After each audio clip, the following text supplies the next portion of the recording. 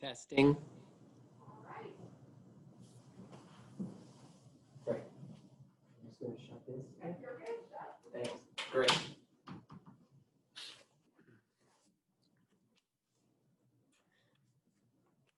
Well, good afternoon. My name is Jim Cole, and I'm a physical therapist and the clinical director here at the Carolina Forest campus for the Ortho SE Physical Therapy.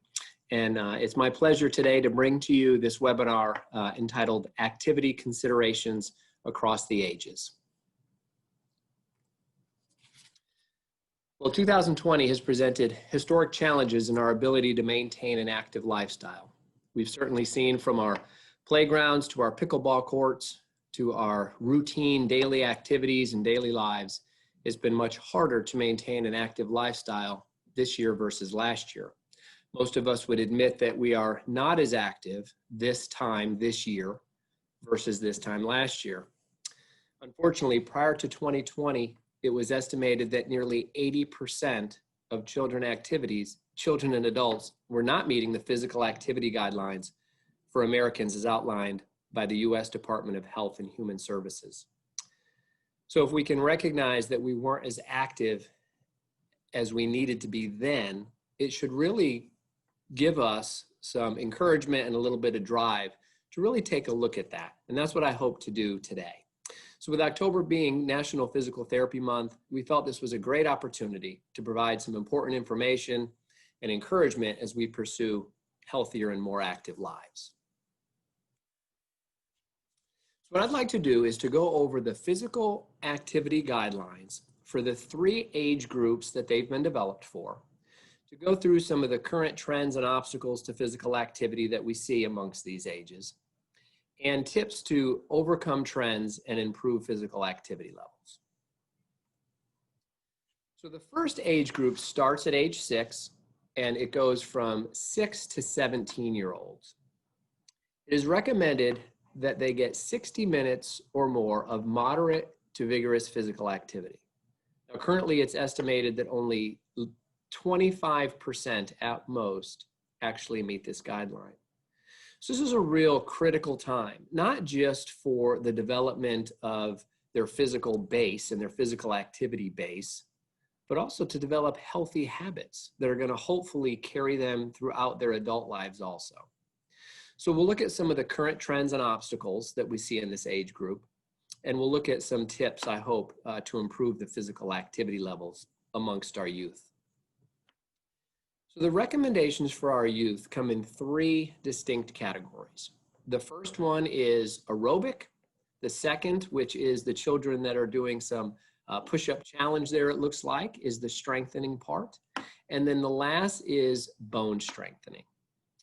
So for the aerobic, let's start there. So if you can see the picture of the lady with the 2 children, they're simply doing some walking, but that's going to count as aerobic. We can see that that's brisk walking, and we can tell that just from their stride length and from their arm swing.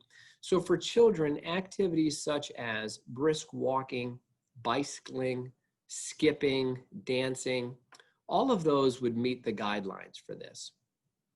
Now, it doesn't have to be aerobic activity that's engaged for any amount of time, right? So typically when we think about aerobics, we think of time-dependent exercise. And that is not the case. We're looking for 60 minutes of daily activity, but everything counts. If we look at the strengthening and consider the strengthening, it's recommended that 3 times a week that there's 60 minutes engaged in some type of strengthening activities. Now, these strengthening activities can either be unstructured or structured. So let's break that down a little bit. For unstructured activity in these age group, we're going to think of things just simply like playing on the playground, playing tug of war, climbing a tree. Those are great strengthening activities for the youth in these age group. But it also could be structured. It could be lifting weights or using resistance bands. Typically, we're going to see more of the unstructured strengthening during the earlier part of these age range, and more of the structured physical strengthening in the latter part. The bottom picture that shows the children jump roping is a great activity that's looking at bone strength. So again, just with muscle strengthening, the bone strengthening activities are recommended 3 times out of the week as part of their 60 minutes of their physical activity.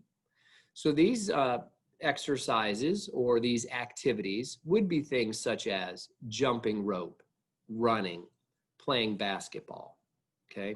One thing we can consider from this is they're not independent activities, but they're interdependent activities, right? So a bone strengthening activity obviously can also be an aerobic activity or a strengthening activity. So if we're creative, it shouldn't be that hard to get all 3 throughout the week for our children. So let's consider some of the current trends and obstacles. The picture of the minivan is not there because it's during this time frame that children get their license. Rather, it's there to represent how much nowadays we drive our children.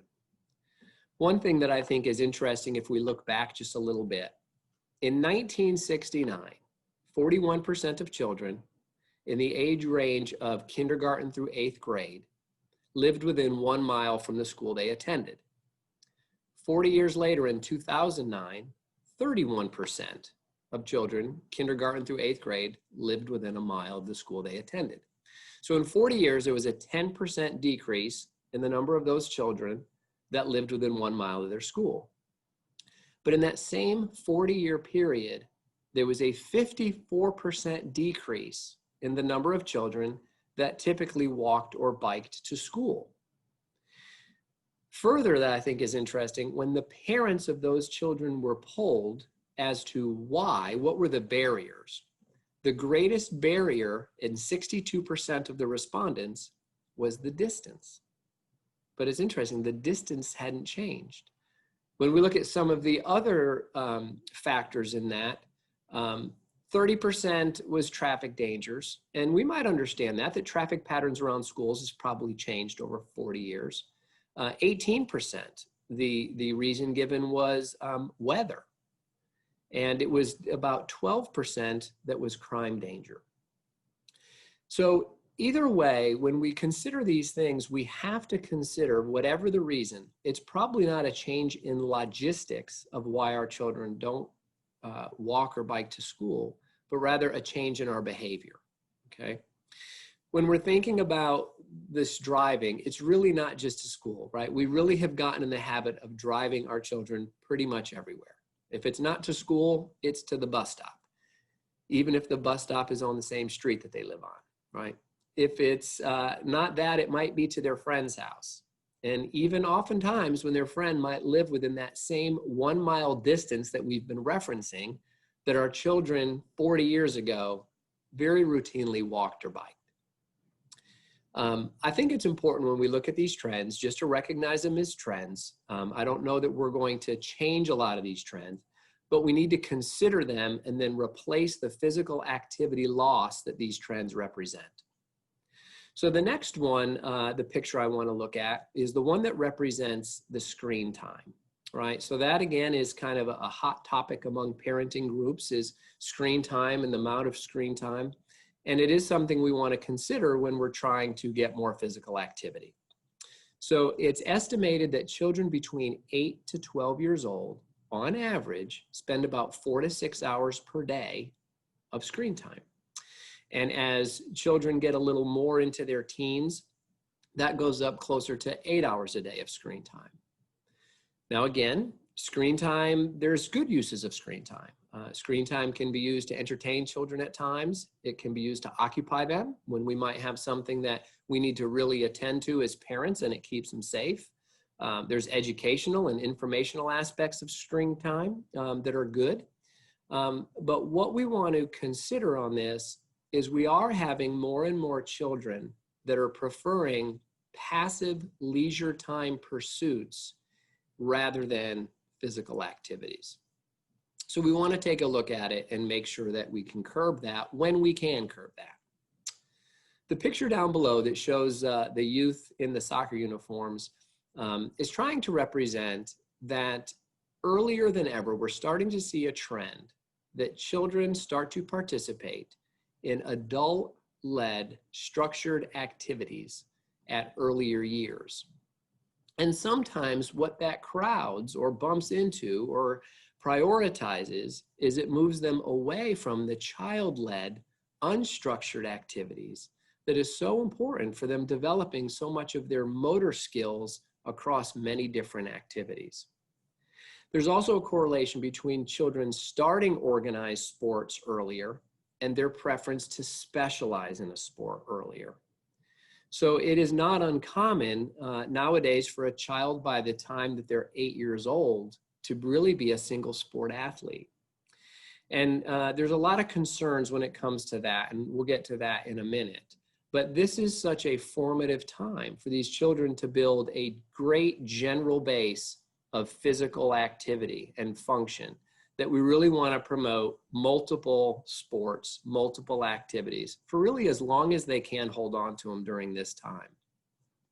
I think it's interesting that the baseball great Cal Ripken had once, when talking about baseball, said if you wanted to create a great baseball player, you would do so by trying to create a better athlete. And you're going to create a better athlete by having your child play multiple sports. There's a well-known college football coach. He's won 3 different national championships with 2 different colleges. We're in South Carolina, and his name doesn't go well here, so I'll avoid his name. But nevertheless, his merits stand by themselves. And he has shown a really big disdain for single sport athletes. He recruits heavily the multi-sport athletes to a very elite college level program. The other concern when it comes to this is typically what we're seeing for sports-related injuries in this age group is over 50% of them are overuse injuries. So anytime we say overuse injuries, we think, wow, there's really something we can do here. There's a prevention aspect here that we should be able to control better. And 50% is a large number. Some of these children, when they get an overuse injury at a young age, it's harder for them. They're in a formative period. So, you know, your child that may get an elbow injury, if it's a young baseball player at 10, that's different than what you might see someone that's 25 that has the same elbow injury. So it's a real concern, and we want to just promote the general physical fitness through multiple sports. So let's look at maybe some tips of how can we help to improve our activity level given what we've just given as far as the trends. Well, the first one is it's just going to be creative. If we drive more, and we know that we do, where can we find times to simply walk more? And it really may be as simple as the after dinner family walk that's pictured there with the dog. I know in my neighborhood and a lot of neighborhoods, no longer is mail delivered to your house. In many neighborhoods, mail is delivered to kind of a mail center at the beginning of the neighborhood. And what a great idea. Go walk to the mail. Go get some of those packages that everyone's now ordering online rather than taking the steps in the stores that we used to. Visit a neighbor, you know, those types of things, or just simply go for a walk. It can be very simple, and it all adds up. The second picture is, you know, it represents children in this age pretty much are going to spend the time doing what we hand them. If we hand them a screen, they're likely going to spend time on screen. If we hand them a kite, they may just go fly a kite. If we were to go back to the picture before, there was 3 boys looking at a screen, and while they certainly did look interested, to me, they did not look like they were having as much fun as these 4 children trying to fly this kite, right? So think of how we might be able to replace some of those passive leisure time pursuits that screen times represent with just age-appropriate physical activities that are really, really simple and enjoyable. The picture down below is representing the cast from the movie Sandlot. And it's kind of a funny picture, but it really does represent a time where if you look at the boys pictured, different shapes and sizes, we would guess that there's some different abilities there. But each and every kid in this picture probably thinks of himself as a multi-sport athlete. If it was a different season in the calendar year, rather than the baseball gloves and baseball bats, we would probably see a football or something else like that, right? And so that's just a great thing. And it's unstructured, it's child-led, right? And it's really not just the sports part. think of during this time frame, it could have just been riding bikes in the neighborhood. It could have been capturing the flag, playing capture the flag until dark. You know, whatever that was, it represented unstructured child-led activities. So if that's available, you know, for you, sometimes it's just thinking about these things and something we might not have considered. It'll be a lot of fun. Adults. So now we're going to shift gears a little bit, but we're going to do it in a similar way. We'll look at the recommendations for adults. So the one thing you'll see that's changed here, for adults, it's no longer daily activity, but it's weekly activity. So the recommendation for adults is at least 150 minutes a week of moderate intensity aerobic activity. But then it's also listed muscle strengthening activities of moderate or greater intensity that involves the major muscle groups 2 or more of the days. So we're going to look at that. We'll look at, again, the trends and obstacles like we did in the youth, and then some tips to improve. So on the recommendations for the aerobic activity, again, brisk walking is a great aerobic activity, right? And you can see in the picture of the lady here, we see a great stride length. We see a good arm swing. We see some core muscles contracting. It's kind of hard to beat brisk walking for our aerobic activity. But it could be bicycling, it could be tennis doubles. We're just looking at a intensity level that probably you could talk to someone while doing it, but you couldn't sing, kind of in that area. On the 2 days a week for the muscle strengthening activities, it could be using weights, it could be going to the gym, it could be resistance bands. But don't look past even just some of the home exercise programs of floor exercises. I think one thing we've benefited from recently with a little bit of the less active time we've had, and with some of the gym closures and our things have been closed, is people putting out some really creative home programs that can hit all those muscle groups and get a great workout. So it's an easy thing, but we're looking at overload to the muscles. You're looking at activities that cause some muscle fatigue. Doesn't necessarily need to be to failure, just to get some generalized strengthening. So those would be some good ideas there. When we look at trends and obstacles, okay, the first one is representing sitting. So we as an adult population are at an all-time high for the amount of time that we sit. The workforce is on average right now estimated that only 20% of the US workforce has what's considered a physically active job. More and more people are doing technology type of jobs, and that represents a lot of sitting time.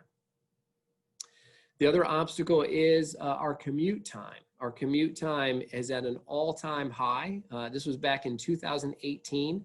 The US Census Bureau came and said it was a new high, 27 minutes on average for a US American for their one-way drive time. Well, now we think that there is definitely been a trend maybe away from this, right? People say, well, you know, now the drive time's lower. There's more people on average working from home than ever. Well, that's good, I guess, in a sense, if we replace that 27 minutes with something physically active.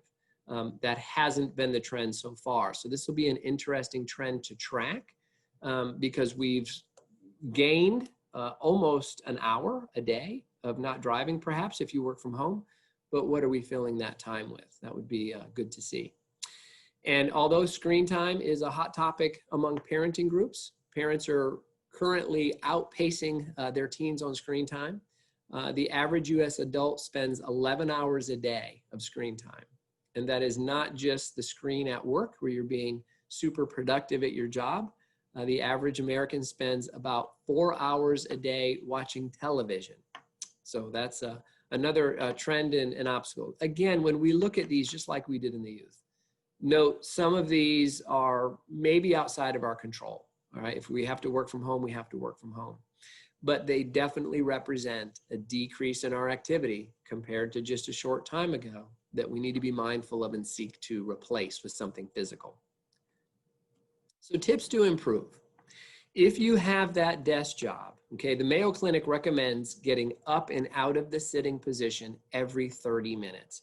And it doesn't have to be a lot. The recommendation is just really to overcome the static sitting. So it could be getting up. It could be like this picture doing some air squats. Excuse me.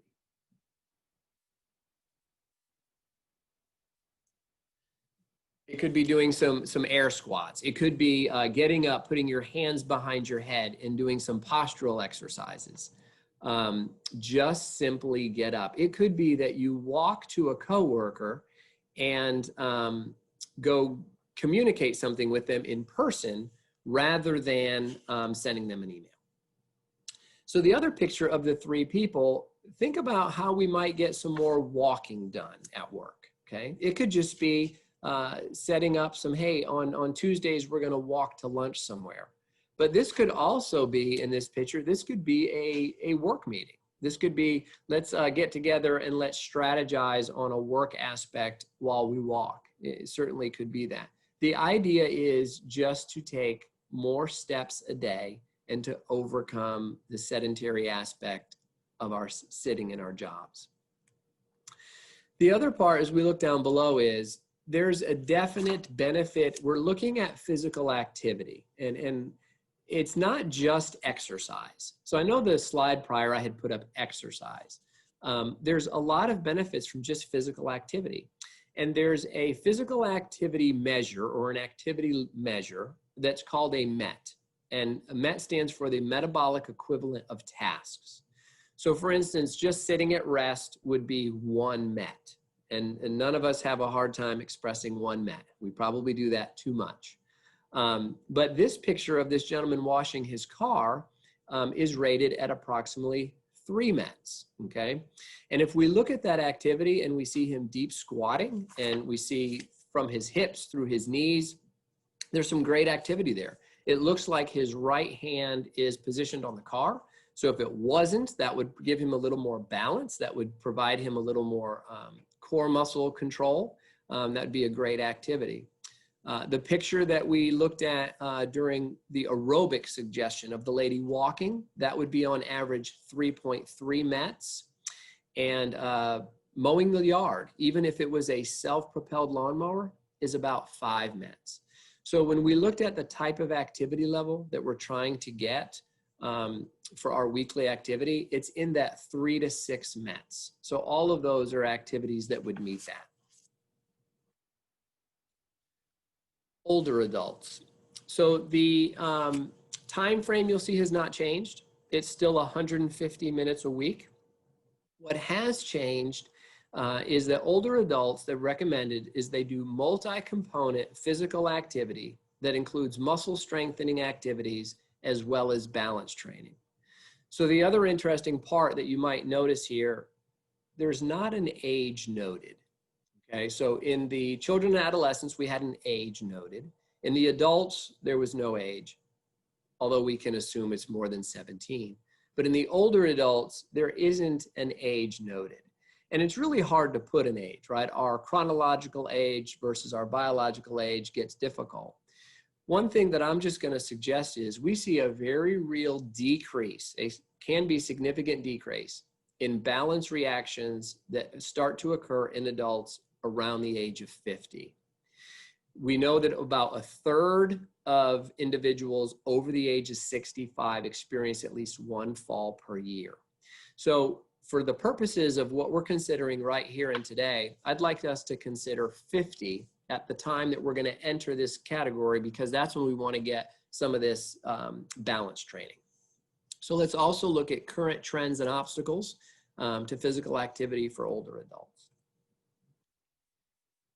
Again, I'm starting with walking, but this particular picture, I think, really shows so much. And if we focus on the lady more than the gentleman, we see that they're both walking at a pretty brisk pace, but in particular, the lady. We see a nice long stride length. We see her rear leg definitely pushing off of the ground, so she's getting some power there. We see a good arm swing, okay, which is some great core activity there. But I also like the fact that she's walking straight kind of towards us if she was walking towards us, but her head is turned to the right. And that's really important for stimulating some of the balance centers and vestibular reactions that are so important during this age group. So walking would be a great activity, but again, it could be tennis doubles, it could be bike riding, a lot of activities, but think of the aerobic part. So muscle strengthening in the second picture, that can change. And if we think back of the children, we talked about unstructured strengthening versus structured strengthening.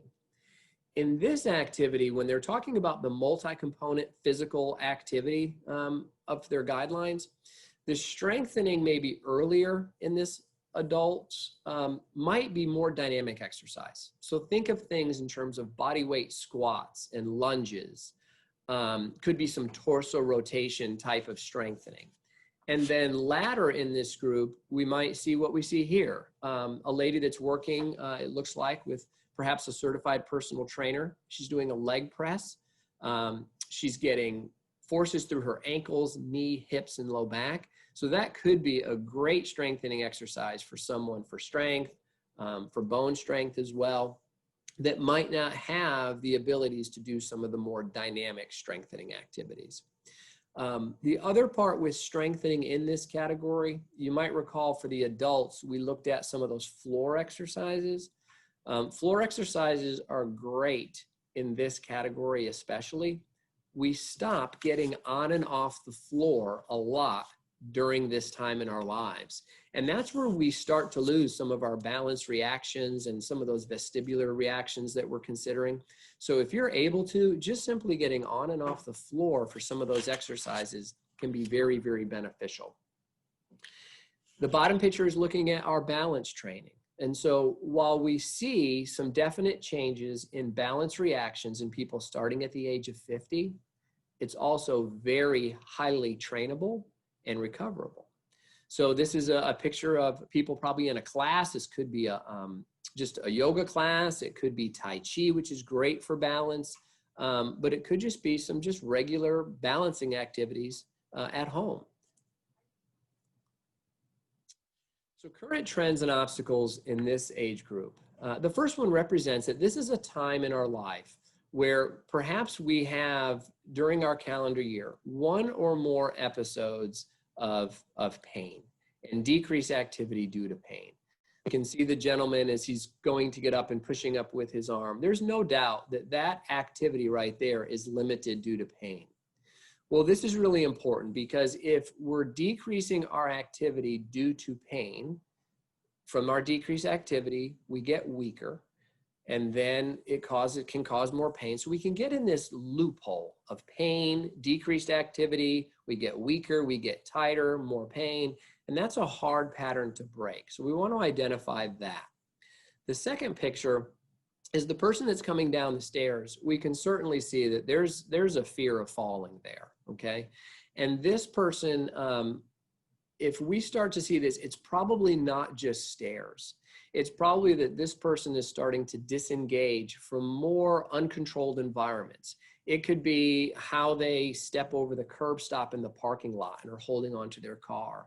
It could be that she avoids walking across her yard as she used to. So again, the avoidance of activity can create the decrease in balance, the decrease in strength, and then it gets worse and worse.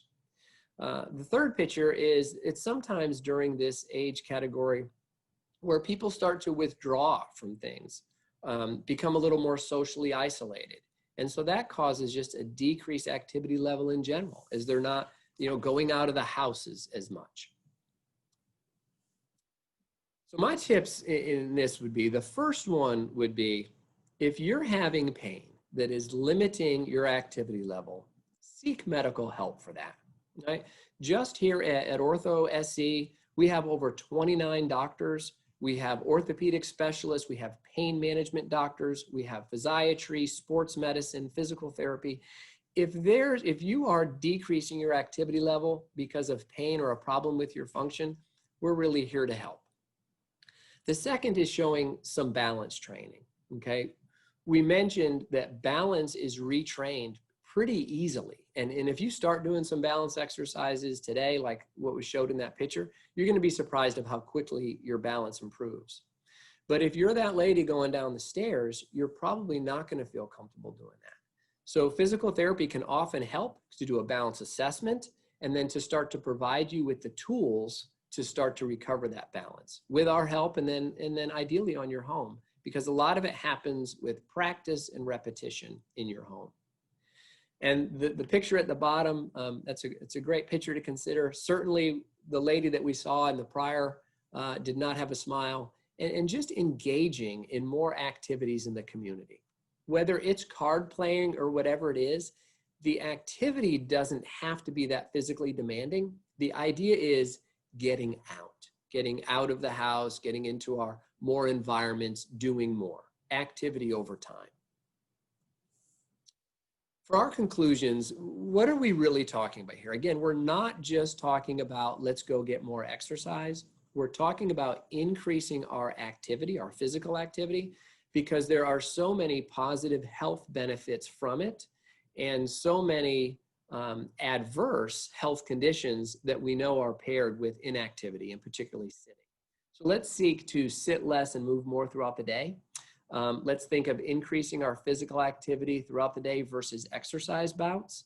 Exercise bouts are great, but less than 20% of adults right now have gym memberships. So that's probably not where we're going to get it.